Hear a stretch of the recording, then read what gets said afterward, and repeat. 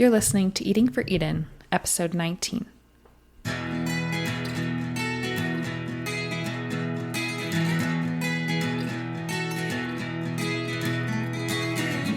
When it comes to doing something about climate change, your food choices matter. Thanks for tuning in to Eating for Eden, a podcast that takes a food-first approach to climate action. I'm your host, Jessica J. Schroeder, and I am passionate about food that tastes good and does good. I'll guide you with practical tips and help you thoroughly enjoy your food along the way.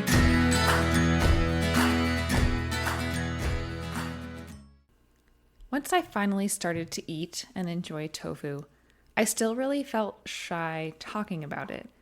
I imagined that I sounded like a health nut who didn't give a rat's toenail what my food tasted like.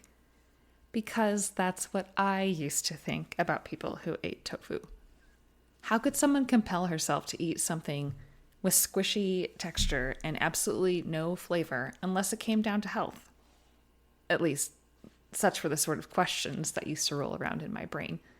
That is until I saw the light, until my eyes were opened to the beauty of tofu. But previously, in addition to not having a clue how to make tofu delicious, I also didn't really know what it even was. For any unknown ingredients, the mystery that shrouds them can be a wall that separates us from them.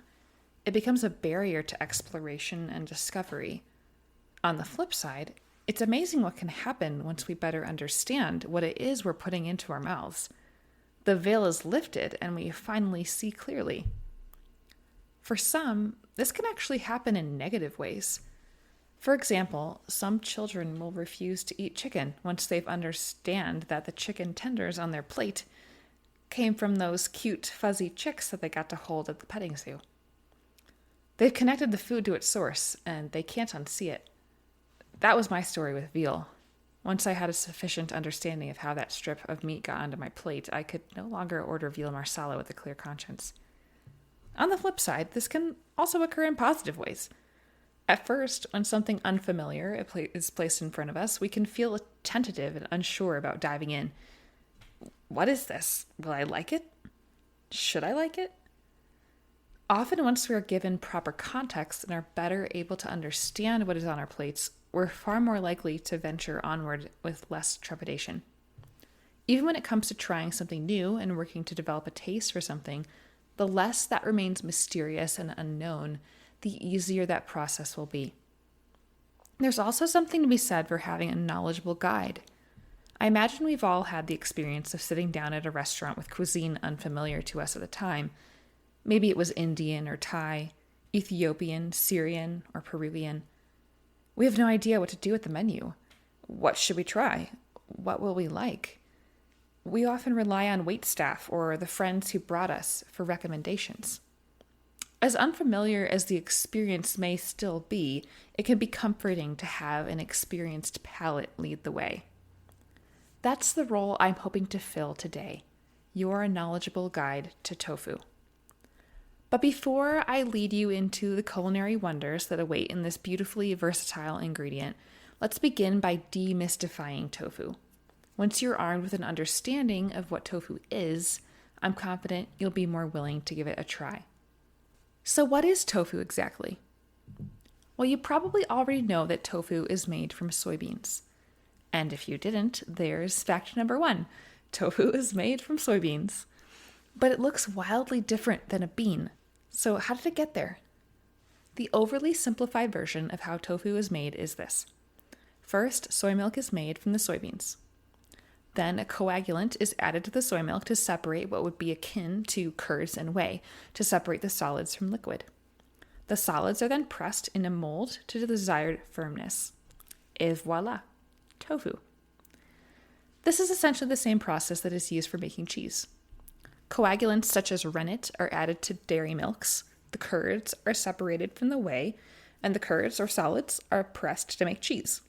Sometimes additional cultures are added at this point, and differing approaches to aging are then followed depending on the desired outcome. A primary difference between tofu and cheese, aside from their legume and dairy origins, of course, is tofu's lack of fermentation. While not all cheeses are fermented, many are. Tofu is like what you'd hear called a fresh farmer's cheese. Fresh meaning it isn't fermented. It's like the paneer you find in Indian dishes. In fact, its texture is wildly similar. Now that you know that tofu is basically soy milk cheese, how might that shift your mindset toward it? By the way, if the fact that it's made from soy is still a barrier for you, be sure to tune in next week to the episode in which I talk with Dr. Matthew Nagra about soy myths versus the scientific evidence and health outcomes of soy consumption. For anyone curious about consuming soy, that's a conversation you won't want to miss. Again, tune in next week for that conversation. Having demystified what tofu is, let's talk about how to cook with it and make it delicious. The two most common types of tofu you'll likely see at the supermarket are firm and silken. The names are helpful. Firm tofu has a firmness to it. It holds its shape. Silken tofu, as the name suggests, is silky. It can be blended to make sauces, puddings, and more. Both are terrific blank canvases since they carry very little flavor. You can transform them into myriad things. Which one you use and how will depend on what you want to make. One thing to keep in mind about firm tofu is that there is a range of firmness levels. Most commonly, in addition to silken tofu, you'll likely find 3 firm varieties: firm, extra firm, and super firm. The firmer a tofu is, the less water it contains, and the more protein it contains, because the end product is then more concentrated. Firm and extra firm tend to be most common in typical U.S. grocery stores, but I've seen super firm pretty regularly as well. By the way, look for these products in the refrigerated section, typically near to meat and or dairy products, or sometimes by fresh produce. While firm and extra firm can be somewhat similar to one another, just as silken is farther removed on the one side, super firm is more distinct on the other end of the spectrum. If you're particularly new to tofu and uncertain about the texture, I recommend starting with super firm tofu.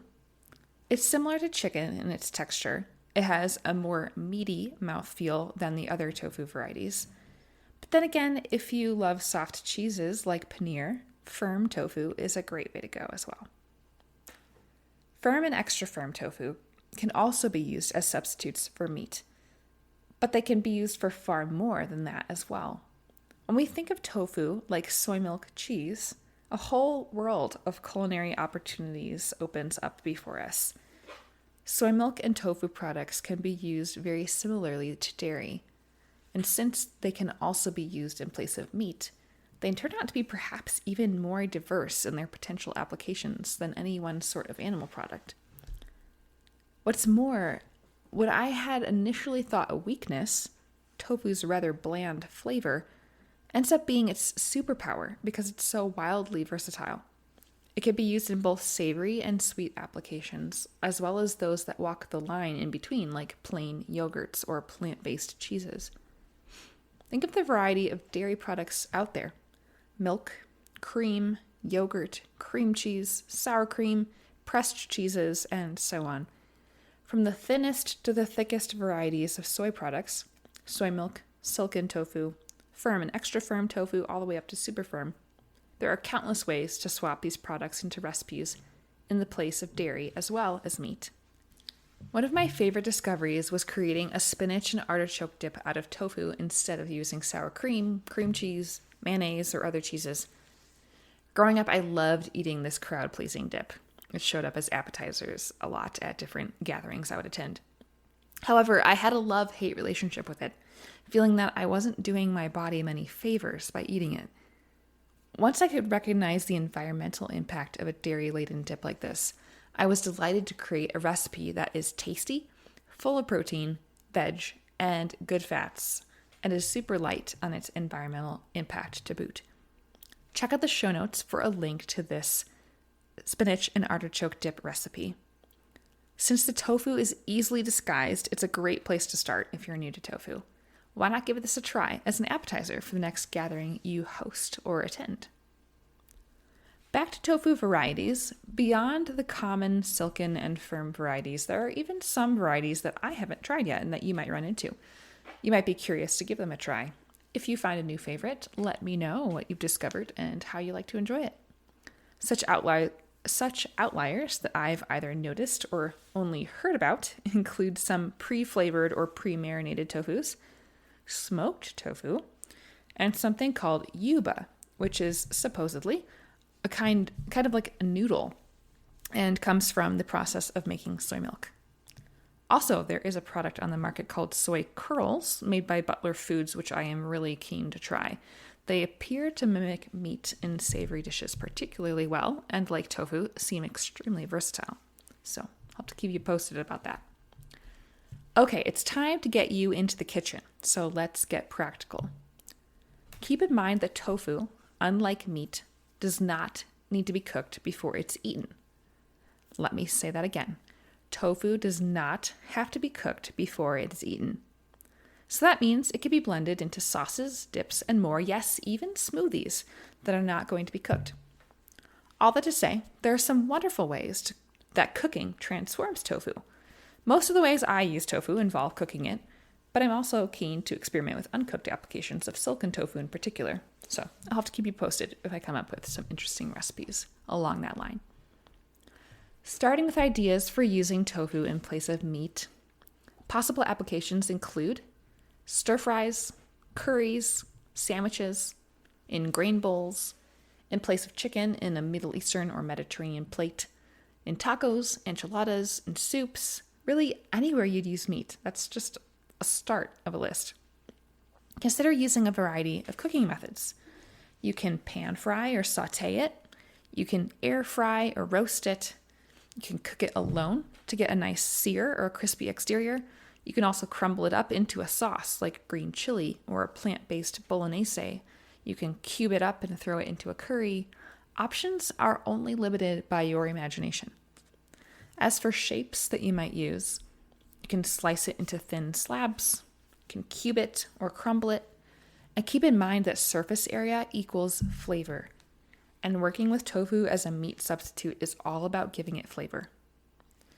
For super firm tofu in particular, I like to use this cubed. More specifically, if you're curious about the exact cutting, I slice the brick into about 7 or 8 slabs, and then I cut those slabs into thirds the long way, and then into fifths the short way, so I get 15 about like 1 centimeter cubes per slab. You're welcome for all that detail. For firm and extra firm tofu, pressing is a step that becomes really important. So pressing tofu is something I almost always do with firm and extra firm tofu, unless I'm blending it into a dip or a sauce or some other filling. Essentially, this step removes excess water to give you a firmer, meatier texture. The quick explanation of pressing tofu is this.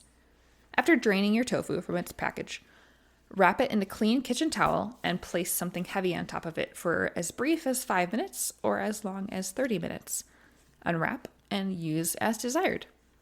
This is a simple step that you can do at the beginning of your dinner prep while you are getting other ingredients out or other processes going. After pressing your firm tofu, slice, cube, or crumble it.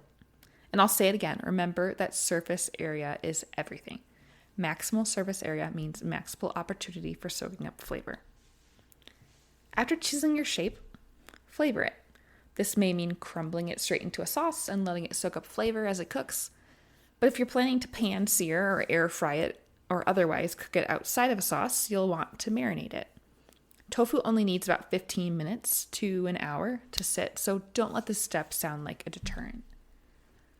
A nice exception to this is if you plan to cook your tofu in a pan with something flavorful like tamari or soy sauce. Then you don't need to take that extra time for marinating. You just toss it in the pan and then drizzle over some tamari.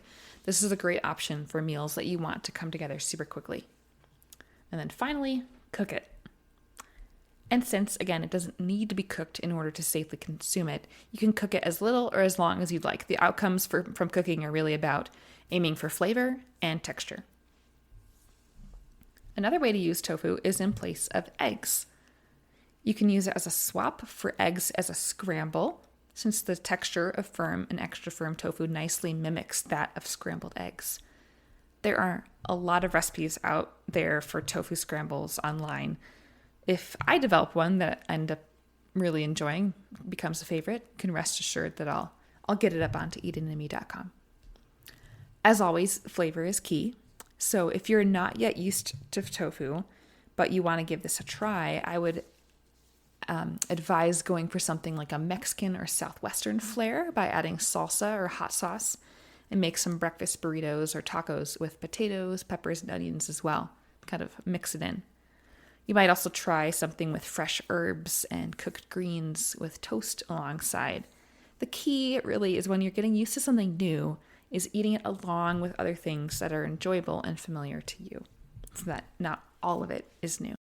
This may surprise you, but you can also use tofu in baking. I've blended tofu into batters for muffins, quick breads, and even cakes. I also regularly use tofu for savory bread puddings or stratas, so consider trying tofu in a breakfast or brunch casserole. Finally, you can create dairy-like products with tofu. For example, blend silken tofu into sauces that call for sour cream or yogurt, such as tzatziki or other herby sauces. It can even be used for sweet yogurt sauces like cream cheesy fillings for crepes or blintzes. Just be aware that the tofu doesn't have the sourness of sour cream or the tartness of yogurt, so you want to add things like lemon juice, apple cider vinegar, or white vinegar, or a combination of any of those to add that tang. A combination of vanilla, lemon, apple cider vinegar, and maple syrup can do wonders for sweet applications. Firm tofu is great for places where cream cheese is called for, such as the spinach and artichoke dip I mentioned earlier. And if you want just plain cream cheese to use as is, I also have developed a homemade cream cheese recipe using tofu and cashews, which is linked in the show notes. There are also magical ways to turn tofu into cheese-like products such as feta and ricotta. These are particularly great options for masking tofu if you're not yet used to it, or are serving it to otherwise unsuspecting guests. Stay tuned over the next few weeks. I will share those recipes in a separate podcast episode and link to those recipes then. Okay, I have shared a lot here. I think that this is a good place to wrap things up.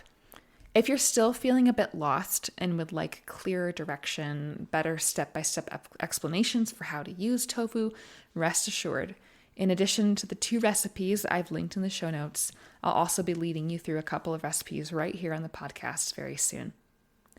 I sincerely hope you'll give some of these a try.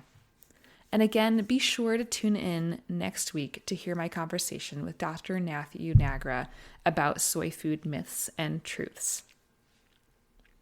If you have questions or topics you'd like me to address here on Eating for Eden, I'd love to hear from you. Send an email to edenandme@substack.com. Also, if you've been enjoying this podcast, please consider leaving a review. It's a great help for getting these important words out to others. And if you want recipes, check out edenandme.com, where you can find a variety of delicious, healthy recipes to bring what you're learning into the kitchen. Finally, become an email subscriber on Substack to have new podcast episodes delivered directly to your inbox. If you appreciate the work I'm doing and want to support the show, you'll also have the option of becoming a paid subscriber. That's all for now, friends. Until next time, be well.